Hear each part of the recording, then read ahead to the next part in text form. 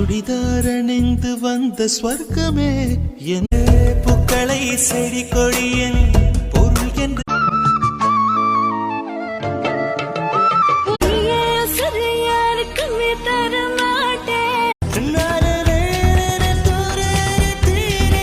நீ என் விழியில் நித்தம் அழகு எங்கே இருள் என்றாலும் அங்கே ஒளி வண்ணத்த பூச்சி சிறகால் மூடி வைத்த அழகை அடி ஓவியத்தை திரைமறைவில் ஒளித்து வைப்பது